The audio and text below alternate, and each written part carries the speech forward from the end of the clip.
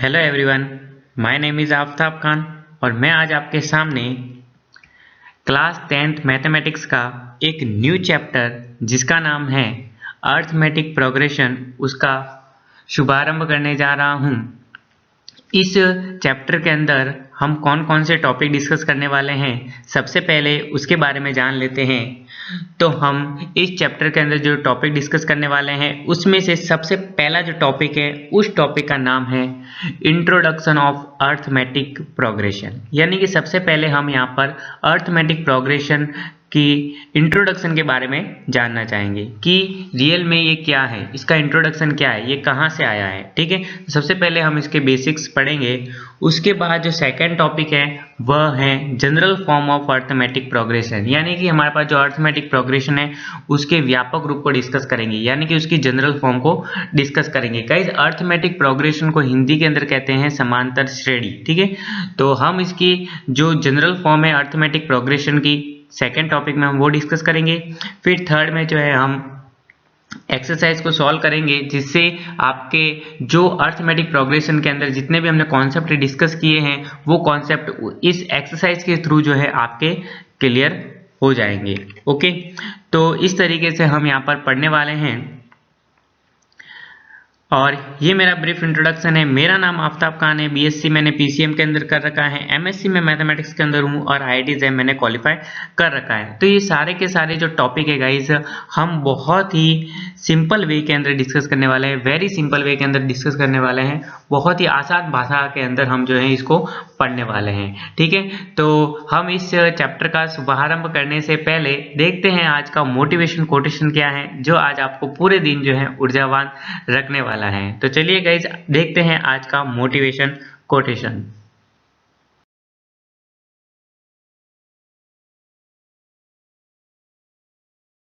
Motivation quotation, और guys मजे की बात यह है कि आज का जो मोटिवेशन कोटेशन है वो लिया गया है श्रीमद् भगवत गीता से।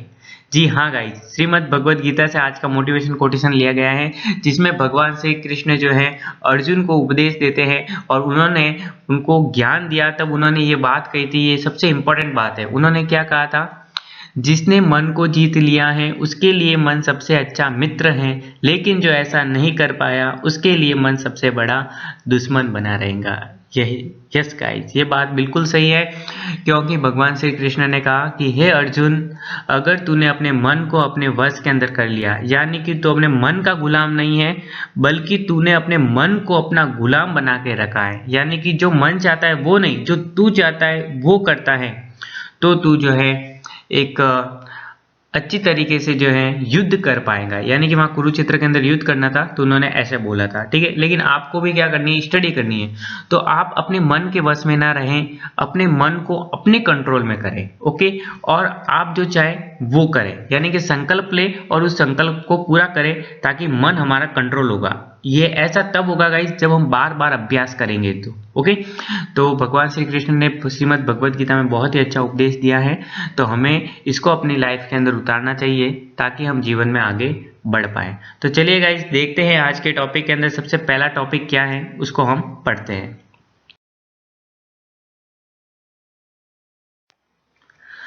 तो आज हम पढ़ने वाले हैं सबसे पहले डेफिनेशन ऑफ सीक्वेंस, कि सीक्वेंस क्या होती है। सीक्वेंस की परिभाषा के बारे में हम डिस्कशन करने वाले हैं कि सीक्वेंस एक्चुअल में होती क्या है, क्या होती है सीक्वेंस। ठीक है, तो आइए देखते हैं इसकी डेफिनेशन क्या कहती है हमसे। ये गई सीक्वेंस की डेफिनेशन है, देखते हैं, रीड आउट करते हैं क्या है इसके अंदर। एन अरेंजमेंट ऑफ नंबर्स और elements in which future terms can be predicted, यानी कहने का मतलब ये है कि एक ऐसा अरेंजमेंट होता है नंबरों का या अवयवों का, जिसमें हम जो है फ्यूचर वाली टर्म को क्या कर सकते हैं, प्रिडिक्ट कर सकते हैं। क्या कर सकते हैं, प्रिडिक्ट कर सकते हैं। यहाँ पे लिखा हुआ है अरेंजमेंट होती है, एक ऐसी व्यवस्था होती है गाइस जिसमें नंबर यानी संख्याएं और एलिमेंट्स यानी अवयव अवयव इन फ्यूचर टर्म्स, आगे आने वाले टर्म को हम क्या कर सकते हैं, प्रिडिक्ट कर सकते हैं, यानी अनुमान लगा सकते हैं। यानी कि हमें गाइस कहने का मतलब ये है कि हमें 2-3 टर्म दे रखी होगी, फिर हम बता सकेंगे कि चौथी टर्म क्या हो सकती है, पांचवी टर्म क्या हो सकती है, हमें आइडिया लग जाता है कि आगे आने वाली टर्म क्या हो सकती है, ऐसे हम बता सकते हैं। उसे हम क्या कहते हैं, सीक्वेंस कहते हैं। अगर ऐसी कोई अरेंजमेंट है जिसमें हम आगे आने वाली टर्म का अनुमान लगा सकते हैं, यानी कि उसको प्रिडिक्ट कर सकते हैं कि हाँ यार आगे आने वाली टर्म यही होगी, ऐसा अगर आइडिया लग रहा है तो उसे हम क्या कहते हैं, सीक्वेंस कहते हैं। ठीक है गाइस, तो ये इसकी डेफिनेशन होती है। आइए गाइस इस डेफिनेशन को एग्जांपल के थ्रू समझने का प्रयास करते हैं और अपने जो कॉन्सेप्ट जो है सीक्वेंस से रिलेटेड उसको क्लियर करते हैं। तो देखिए गाइस इस डेफिनेशन से रिलेटेड एग्जांपल, तो पहला एग्जांपल हमारे पास दे रखा है कि ए दे रखा है, पहला टर्म क्या दे रखा है गाइस, ए दे रखा है। ओके, ये पहला टर्म है। दूसरा टर्म दे रखा है ए बी, तीसरा टर्म दे रखा है ए बी सी। तो गाइस आप सोच सकते हैं कि फोर्थ टर्म क्या आने वाला है, यानी चौथा टर्म क्या आने वाला है। पहला टर्म ए है, दूसरा टर्म ए बी है, तीसरा टर्म ए बी सी है, तो चौथा टर्म क्या आने वाला है। गाइस सोचिए, थोड़ा आइडिया लगाइए, चौथा टर्म क्या आ सकता है। यस गाइस, आपने बिल्कुल सही सोचा है, आपने सोचा है वही टर्म जो है वो चौथा टर्म है, और चौथा टर्म हमारे पास क्या है, A B C D. Yes guys, यही चौथा टर्म है। अब गाइस आप बताइए पांचवा टर्म क्या आ सकता है, सोचिए, थोड़ा सा प्रयास कीजिए। पहला टर्म ए है, दूसरा टर्म ए बी है, तीसरा टर्म ए बी सी, और चौथा टर्म जो आपने बताया वही है ए बी सी डी। तो पांचवा टर्म क्या होगा। यस गाइस, आपने ये भी सही बताया है, पांचवा टर्म जो होगा वो होगा A B C D E. Yes, ठीक है। तो उसी तरीके से आगे आने वाले टर्म का हम अनुमान लगा सकते हैं कि आगे कौन सा टर्म आएगा। तो इस प्रकार की का जो अरेंजमेंट होता है गाइस, इसे ही हम क्या कहते हैं, सीक्वेंस कहते हैं।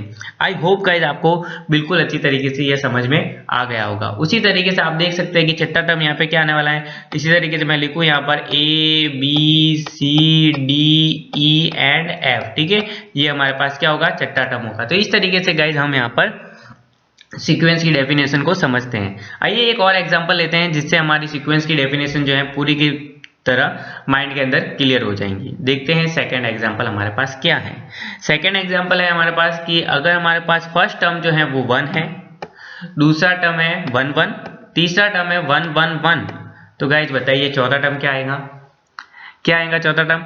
यस गाइज, आपने बिल्कुल सही बताया है, चौथा टर्म हमारे पास आएगा 1 1 1 1। ओके, 4 बार 1 आएगा। उसी तरीके से आप देख सकते हैं कि पांचवा टर्म हमारे पास क्या आएगा, पांचवा टर्म हमारे पास आएगा गाइज 1 1 1 1। ठीक है, यानी कि 5 बार 1 आएगा। ठीक है, तो हम देख सकते हैं कि हम प्रीवियस टर्म को देख करके फ्यूचर वाले टर्म को प्रिडिक्ट कर सकते हैं। तो इस प्रकार की जो अरेंजमेंट होती है वो हमारे पास सीक्वेंस कहलाती है। उसी प्रकार से आप देख सकते हैं कि आगे आने वाला जो टर्म होगा वो होगा 1 1 1 1 1 एंड 1। ठीक है, तो इस प्रकार से हमारे पास सीक्वेंस के टर्म जो हैं वो आएंगे। ठीक है, ताकि हम क्या कर सकते हैं, प्रीवियस टर्म को देख करके फ्यूचर वाले टर्म को प्रिडिक्ट कर सकते हैं, यानी कि हम सोच सकते हैं कि आगे एक्चुअल में कौन सा टर्म जो है आने वाला है।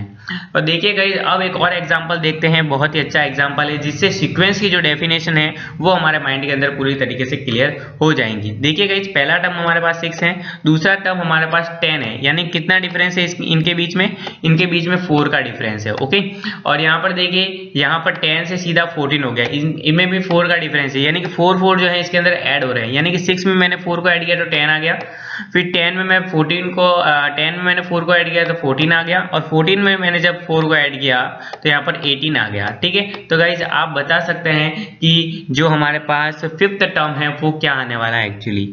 यस गाइज, आपने बिल्कुल सही कहा कि हम अगर 18 के अंदर भी 4 को अगर ऐड करेंगे तो हमारे पास जो टर्म आएगा वो कौन सा होगा, 22। यस गाइज, यही है। ठीक है, तो इसी तरीके से हम देखते हैं, उसी प्रकार से आप देख सकते हैं जब 22 के अंदर 4 को अगर हम ऐड करेंगे तो 26 आएगा, तो 6th टर्म जो है हमारे पास 26 होगा।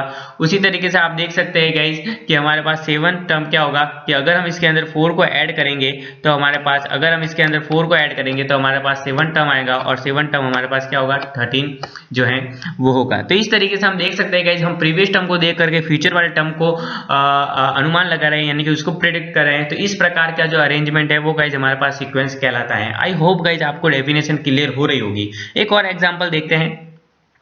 ये गाइज हमारे पास बहुत ही इंपॉर्टेंट एग्जांपल आ गया है। हमने यहाँ पर देखा 2, पहला टर्म हमारे पास 2 है, सेकंड टर्म जो है हमारे पास 4 है और थर्ड टर्म जो है हमारे पास 6 है। तो गाइज आप बता सकते हैं कि फोर्थ वाला टर्म क्या होगा।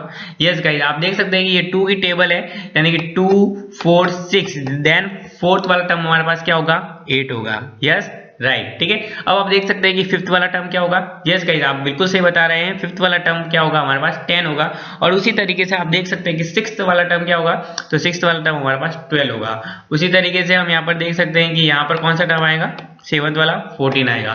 तो इस तरीके से हम प्रीवियस टर्म को देख करके जो फ्यूचर वाले टर्म को प्रिडिक्ट कर रहे हैं, यानी आगे आने वाले टर्म का अनुमान लगा रहे हैं, ठीक है। तो इस तरीके से ये सीक्वेंस की डेफिनेशन होती है, जिसको हमने डेफिनेशन और एग्जांपल के थ्रू जो है पूरी तरीके से अपने माइंड के अंदर सेट कर लिया है कि एक्चुअल में सीक्वेंस होती क्या है। तो इस तरीके से गाइज हम किसी भी डेफिनेशन को जो है एग्जांपल के थ्रू समझते हैं, और सीक्वेंस जो है इस चैप्टर के लिए सबसे इंपॉर्टेंट टॉपिक है। तो चलिए गाइज, आई होप गाइज आपको ये पूरी की पूरी डेफिनेशन क्लियर हो गई होगी।